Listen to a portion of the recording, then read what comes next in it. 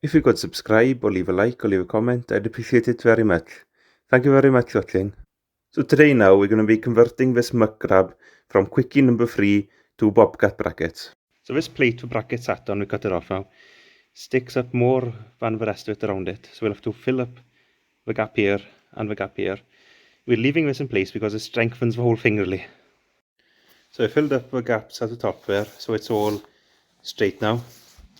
Next job now is to, so I need to actually go get some steel now. So basically a spacer at the bottom here. So these brackets will be at an angle because the skid steers, they need the attachments to be leaned forward a bit so we get enough to actually tip it back, if you get what I mean. So I explained before, like a skid steer bucket, you know, they're angled forward. Every attachment for a skid steer needs to be angled forward as well. So that gives you enough to actually tip it back enough.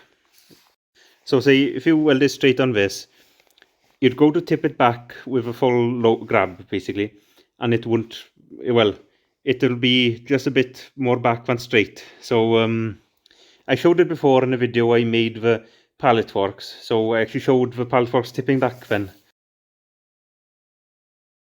So yeah, this is a crucial thing for them really, to angle them like that.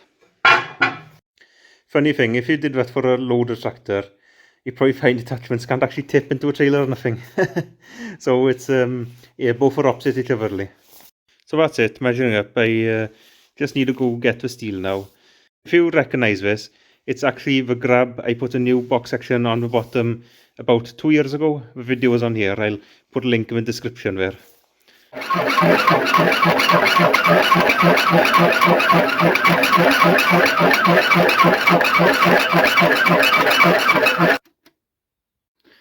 Okay, cup of tea now then. But yeah, she's back now. So after I repaired it, actually sold it, the chap who actually bought it is actually a follower of mine. So thank you for watching her.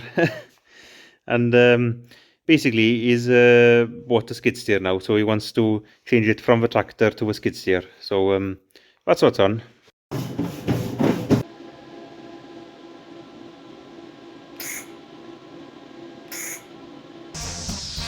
Okay. So I've been at it now, welded up spacers and tacked the brackets onto them.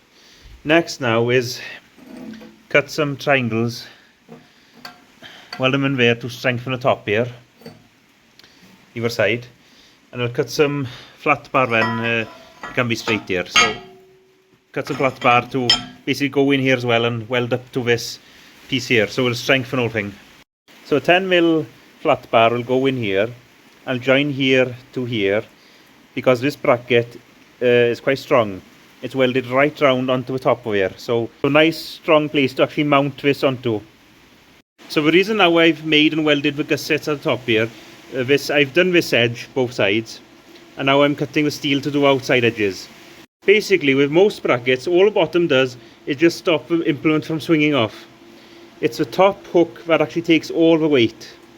So we want the top to be strong, so that's why I'm making these gussets, to strengthen the top so it won't, well, it'll never peel off by itself really. So that's it all welded up now. So I said it was important to lean the brackets forward like that on a skid steer. So the reason for that, so the grab is about flat now. And you saw how much chrome was showing on the ram there because it's tipped forward now. So because it got chrome showing there, you can tip it back like that. If you didn't do that now, say that was level and you put these straight, you'd only get like that much out of it, sort of thing. So it's important to tip them forward really on these. So that's the new brackets painted and done with. Thank you for watching, and that's it from me for now on.